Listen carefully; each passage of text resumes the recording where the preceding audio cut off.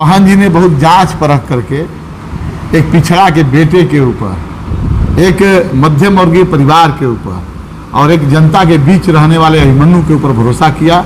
इसके लिए मैं बहन जी को मैंने बहुत ज़्यादा क्या कहूँ मैं आभार व्यक्त करना चाहता हूँ। अभिमन्यु सिंह कुशवाहा आपसे वादा करता है कि आपके मान सम्मान के लिए अगर गर्दन कटाना पड़ा तो हम लोग गर्दन भी कटा देंगे, लेकिन आपके मान सम्मान पर कभी आँच नहीं आएगी। नेता आते हैं हमारे यहाँ और गरीब व्यक्ति के यहाँ बैठते ही तुरंत पहले पान खा लेते हैं कि पानी न पीना पड़े, नाक पे रुमाल रख लेते हैं कि लोग महकते हैं। ऐसे में क्या समझ से यही था बिल्कुल हाथी अभी सब पर भारी है। और भारी इसलिए है यह जो लड़ाई जो है आपका जो विधायक है उसके जो चुनिंदे जो लोग हैं वो नौकरी कर रहे हैं, उनके चुनिंदे लोग जो है वो ठेकेदारी कर रहे हैं। यहाँ का जो सांसद है अपने लोगों से वहाँ सारा चीज़ परिचालन करवाते हैं और अपने लोगों को वहाँ पर मैंने चुन चुन करके अपने लोगों को आप व्यवस्था नहीं है। आप यहाँ से जासूस से जब जाइएगा, जब बक्सर विधानसभा में मैंने वहाँ तक भटवलिया तक जो मैंने रास्ता जो है बक्सर विधानसभा के अंतर्गत आता है, उन रास्तों में मैंने रोज एक जुमला बन करके रह गया। यहाँ का जो अस्पताल है वो रेफरल अस्पताल है। यहाँ की जो विद्यालय जो है उन विद्यालयों में किसी भी तरह की कोई पढ़ाई नहीं है। कारण यह है कि आपके पास हम इतना ही कहेंगे कि यह जो चुनावी जो जुमले हैं अब जनता को बरगला नहीं सकते। जनता 15 लाख लेते लेते नीतीश कुमार जी हर खाते में 10,000 रुपया, ये 10,000 रुपया मतलब क्या है? आप कहते हैं कि मैंने चुनाव आयोग कहता है कि 50,000 रुपया से अधिक लेकर के पॉकेट में नहीं घूमना है किसी भी प्रत्याशी को। और आज तक चुनाव आयोग ने के आम जनमानस जो है ये लिख रहे हैं कि अब की बार कुछ नहीं, अब की बार बहुजन समाज पार्टी और बहुजन समाज पार्टी की हाथी बक्सर में। जो प्रदेश नेतृत्व जो केंद्रीय नेतृत्व है उसके द्वारा एक ही गाइडलाइन जारी किया गया है कि हम 243 सीट पर चुनाव लड़ रहे हैं। नमस्कार, मैं हूँ विश्वंभर मिश्रा और आप देख रहे हैं टाइम 5 न्यूज। बिहार विधानसभा में चुनाव का बिगुल बज चुका है। तमाम प्रत्याशी अपने क्षेत्र का दौरा तेज कर दिए हैं। वैसे में आज हम बक्सर विधानसभा की बात करेंगे। बक्सर विधानसभा में बसपा के प्रत्याशी है अभिमन्यु कुशवाहा। अभिमन्यु कुशवाहा काफ़ी मेहनती है, कर्मठ है और शुरू से लोगों के बीच में ये जुड़े रहते हैं और इनकी कभी भी हो, रात हो दिन हो, कभी भी ये सेवा में लोगों के सदैव तत्पर रहते हैं। तो आज हम उन्हीं के साथ सीधा जुड़ते हैं। तभी अभिमन्यु जी आपको बहुत बहुत स्वागत है टाइम 5 में। धन्यवाद। और आपके जितने भी चैनल के दर्शक हैं सभी को शुभकामना, मंगल कामना। और यह जो बक्सर विधानसभा है, इस बक्सर विधानसभा की जो लड़ाई है अब की बार अभिमन्यु नहीं लड़ रहे हैं। अब की बार सर्वजन समाज के जितने भी उस तरह के लोग हैं जो अपने नेतृत्व के द्वारा सताए गए हैं, तो पूरे हमारे सर्वजन समाज के सभी लोग अब की बार मुस्तैदी से एकदम मजबूती से इस चुनाव को लड़ करके सभी लोग चाहते हैं कि अब विधायक बन जाए हम इन विधायकों को छोड़कर। अच्छा, अभी ये बताइए अभिमन्यु जी, अभी चुनाव में जो चुनाव सीट शेयरिंग को लेकर कई तरह के लोग अपना खींचातानी कर रहे हैं, वैसे में क्या लग रहा है बसपा 243 सीटों पर बिहार में चुनाव लड़ेगी? बिल्कुल, हमारी जो तैयारी जो है, जो प्रदेश नेतृत्व जो केंद्रीय नेतृत्व है उसके द्वारा एक ही गाइडलाइन जारी किया गया है कि हम 243 सीट पर चुनाव लड़ रहे हैं और इसमें कहीं कुछ नहीं है। हमारे जो माननीय जो यहाँ के जो नेतृत्व कर रहे हैं माननीय सांसद रामजी गौतम साहब, माननीय बड़े भाई और केंद्रीय कोऑर्डिनेटर हमारे अनिल कुमार जी, इन तमाम लोगों के द्वारा पूरे बिहार में दौरा कर करके हमारे जो माननीय आकाश आनंद साहब हैं उनका जब दौरा हुआ पूरे बिहार में, तो पूरे बिहार में एक तरह से बहुजन समाज पार्टी की आंधी चल पड़ी। और हमें कहने में थोड़ी सी भी अतिशयोक्ति नहीं है कि बक्सर विधानसभा में जिस तरह का कार्यक्रम के लिए मैंने आकाश आनंद साहब को सुनने के लिए 8 बजे रात तक भीड़ जमा रही, उससे मैंने साफ साफ शब्दों में बक्सर के आम जनमानस जो है ये लिख रहे हैं कि अब की बार कुछ नहीं, अब की बार बहुजन समाज पार्टी और बहुजन समाज पार्टी की हाथी बक्सर में दौड़ेगी। आने बक्सर से हाथी पे सवार होकर विधानसभा पहुंचिएगा? बिल्कुल। अब की बार आम जनमानस जो है मूड बना लिया है कि अभिमन्यु कुशवाहा को बक्सर से पटना भेज देना है।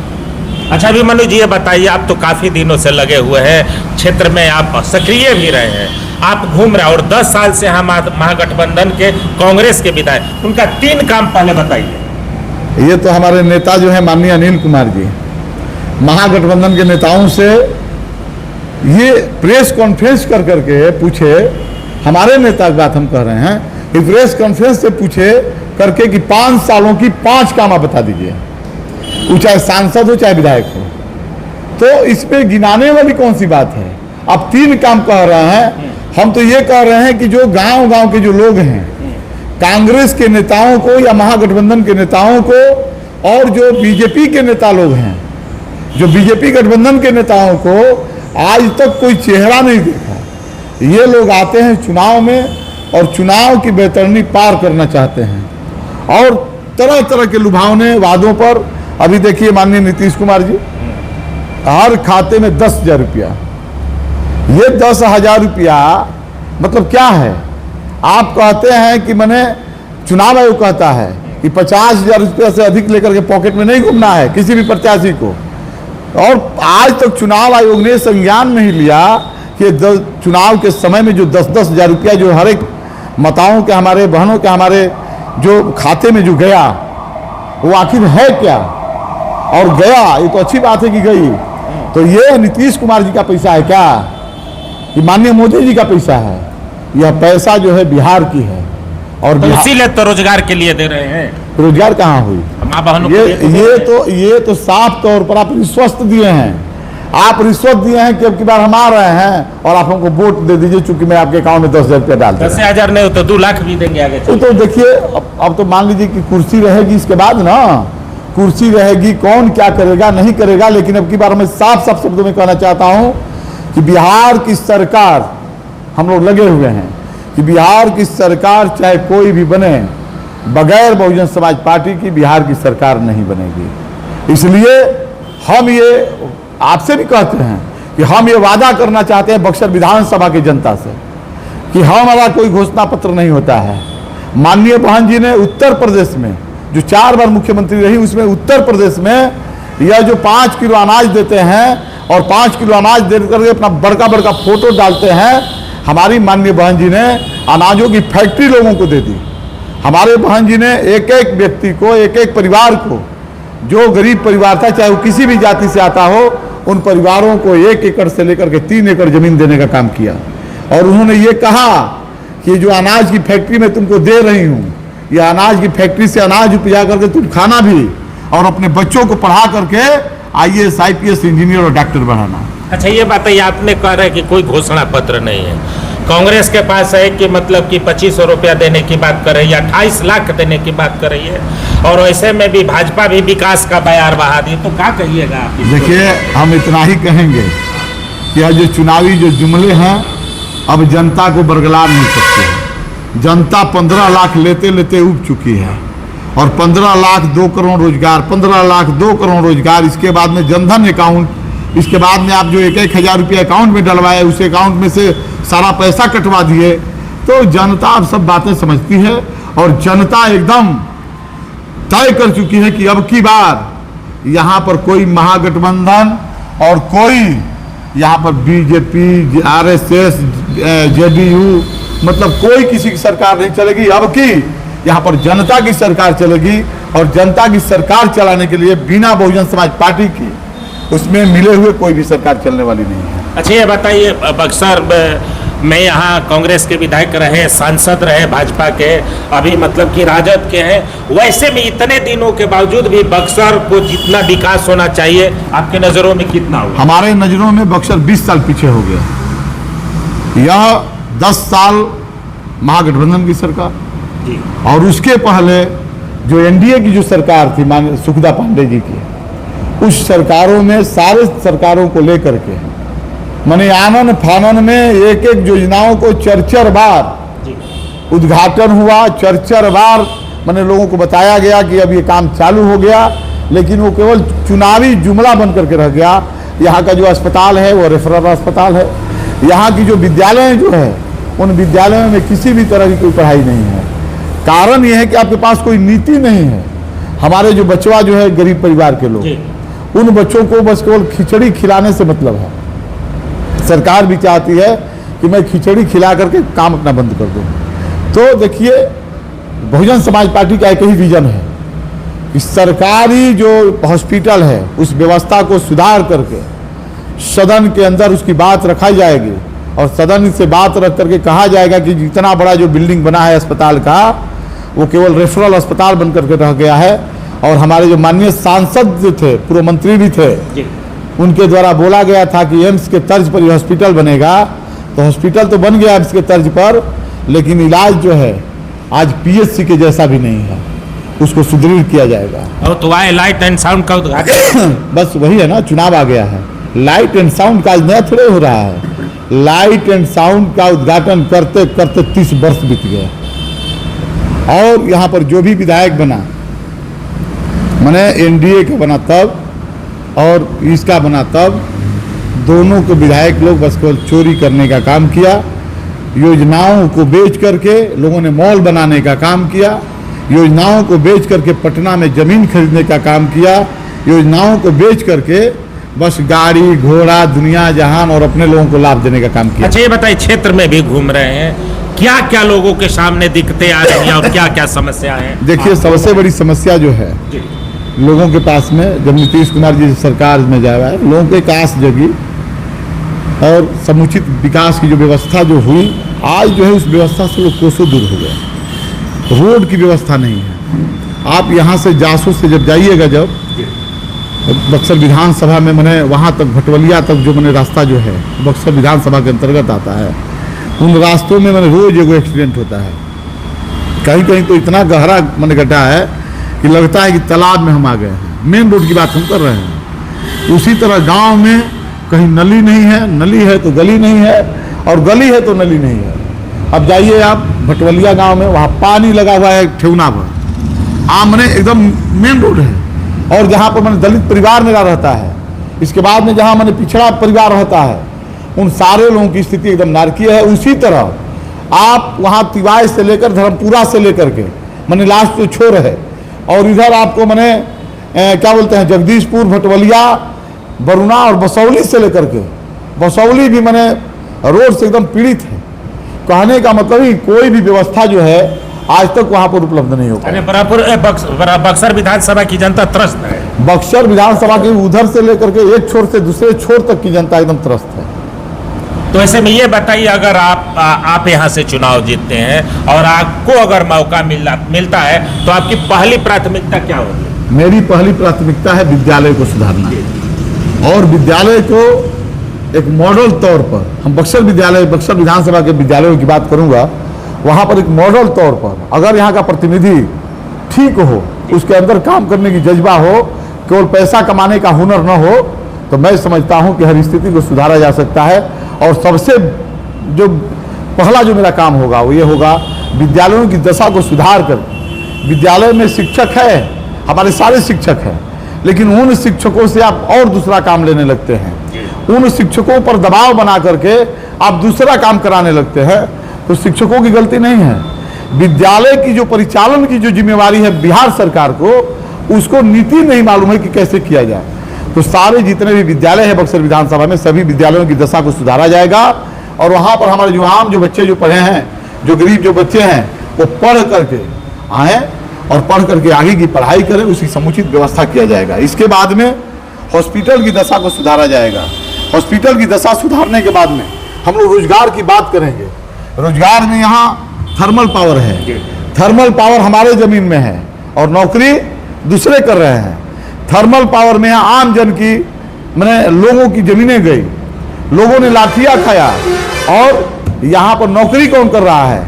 यहाँ का जो विधायक है उसके जो चुनिंदे जो लोग हैं वो नौकरी कर रहे हैं, उनके चुनिंदे लोग जो है वो ठेकेदारी कर रहे हैं। यहाँ का जो सांसद है अपने लोगों से वहाँ सारा चीज़ परिचालन करवाते हैं और अपने लोगों को वहाँ पर मैंने चुन चुन करके अपने लोगों को मैंने भर्ती करवाया गया है। हम लोग कई बार आवाज़ उठाए कि वहाँ पर हमारी ज़मीन गई है, उस ज़मीन के बदले में आपने जो बोला था कि हम रोजगार देंगे, नौकरी देंगे, उस नौकरी को देने की बात कीजिए। अभी आज तक ज़मीन का पैसा नहीं मिला, नौकरी कहाँ से मिलेगी? तो उनको भरते हुए मैं समझता हूँ कि 80% लोकल लोगों की उसमें मेजबानी होनी चाहिए, 20% आप जो कुशल जो ला रहे हैं अपने यहाँ से लाइए, उसमें कोई नहीं, लेकिन 80% की भागीदारी वह सुनिश्चित करना हमारी जिम्मेवारी होगी। यानी शिक्षा और स्वास्थ्य पर बहुत बड़ा आपका फोकस बहुत है। बड़ा जी, बहुत बड़ा। अच्छा, ये बताइए कि अगर आपके बिहार में आपकी सरकार बनती है तो आपकी प्राथमिकता किस तरह से आप लोग आगे देखिए, बढ़ाएंगे? ये इस पूरे बिहार में जी, जो अभी जो नीतीश कुमार जी, माननीय नीतीश कुमार जी जो सरकार जो चला रहे जी, हैं, और उल जलूल जितनी हरकतें कर रहे हैं, जी। उल जलूल जितनी मैंने उद्घाटन हो रही है, उन सबको सुचारू रूप से काम उद्घाटन नहीं होनी चाहिए। बिल्कुल होना चाहिए, लेकिन चुनाव के वक्त ही क्यों? अब रणभेरी बच चुकी है, उससे 3-4 दिन पहले अगर आप उद्घाटन करते हैं तो सीधा सीधा आम जनमानस के अंदर जाएगा, खटकेगा, रही आज क्यों? तो अगर ये पहले हो गया होता तो बहुत बढ़िया होता। तो इन सब सारी चीज़ों को बदलने के लिए हम लोग एक मजबूत नेतृत्व चाहेंगे, और हम लोग चाहेंगे कि अगर हमारी सरकार बनती है, हमारे द्वारा सरकार बनती है, तो हमारा उप मुख्यमंत्री हो वहाँ पर, ताकि हर चीज़ों को संधारित रूप से संवारा जा सके। अच्छा, ये बताइए, जो बक्सर जो विधानसभा कृषि प्रधान क्षेत्र है, किसानों के लिए क्या प्राथमिकता होनी चाहिए और ये किसानों के हित में कितनी काम हुई है? देखिए, किसानों के लिए सबसे बड़ी चीज़ है नहरों की व्यवस्था समुचित हो, पानी उन तक पहुँचे, यूरिया। बिल कितना रहा है सुविधा, हम ये जानना चाह रहे हैं आप। देखिए, मिलने की जो बात है, मैं समझता इतना ही हूँ कि 50 किलो के बैग में 40 किलो 45 किलो यूरिया मिल रहा है। उसमें भी जो उर्वरक जो मिलना चाहिए, जो उस मात्रा में यहाँ नहीं उपलब्ध है, और लोग उत्तर प्रदेश से उर्वरक मंगा करके काम कर रहे हैं। इसी तरह तमाम तरह की व्यवस्थाएं हैं जिसको तो अगर आपकी सरकार बनेगी तो किसानों के लिए क्या सुविधा दी? सारी व्यवस्थाओं को यहाँ जमीन पर लाया जाएगा, और सारी व्यवस्थाओं को मैंने किसान तक पहुँचाया जाएगा। चूँकि ये जो देश है, यह जो प्रदेश है, वह हमारा मैंने कहा जाता है किसानों का ही प्रदेश है, और हमारे किसान अगर बदहाल रहेंगे तो हमारा जो प्रदेश है वो कभी भी उन्नति नहीं करेगा। इसलिए किसानों की उन्नति के लिए हमारी सरकार हर संभव प्रयास करेगी कि उनको किस तरह से मैंने मजबूत बनाया जाए, इस पर काम।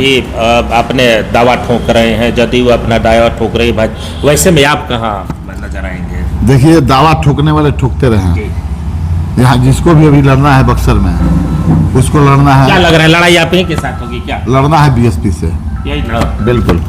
हाथी अभी सब पर भारी है। हाँ। और भारी इसलिए है, यह जो लड़ाई जो है आम जनमानस लड़ रही है। आप यकीन नहीं कीजिएगा, यहाँ पर जो गरीब गुरबे जो परिवार जो है, सर्वजन समाज के, हम केवल मैंने बहुजन समाज की बात नहीं करते, सर्वजन समाज के लोग लगे हुए हैं कि यह जो घुसखोरी जो बढ़ गई है, जो भ्रष्टाचार जो बढ़ गया है, जो हमारे नेता आते हैं हमारे यहाँ और गरीब व्यक्ति के यहाँ बैठते ही तुरंत पहले पान खा लेते हैं कि पानी न पीना पड़े, नाक पे रुमाल रख लेते हैं कि लोग महकते हैं। ऐसे में क्या समझते हैं? अरे भाई, ये आदमी है, ये कोई जानवर नहीं है जहाँ आप जाते हैं और नाक बंद कर लेते हैं। तो अब की बार लोगों ने ठान लिया है कि जब हम आपको महकते हैं तो हमारा वोट भी अब की आपको महकेगा, और यहाँ से बहुजन समाज पार्टी का कैंडिडेट को हम लोग जिता कर जाएंगे। उस कैंडिडेट को जो जा करके गले मिलता है, उस कैंडिडेट को जो जा करके हम बैठ करके चुहानी में खाना खाते हैं, उस कैंडिडेट को जो हमारे साथ गले लग करके काम करना चाहता है, उस कैंडिडेट को जो रात में 12 बजे रात में भी एक फ़ोन आता है तो उस फोन को रिसीव कर करके उसको मदद करता है। अब की बार आम जनमानस के मूड है। अच्छा, बताइए, आप जुआ आपके साथ ज़्यादा क्यों रहते हैं? युवा है इसलिए युवा मेरे साथ है। युवा, एक बात जान लीजिए, युवा जो होता है विकास में सहायक होता है, वो बाधक नहीं होता है।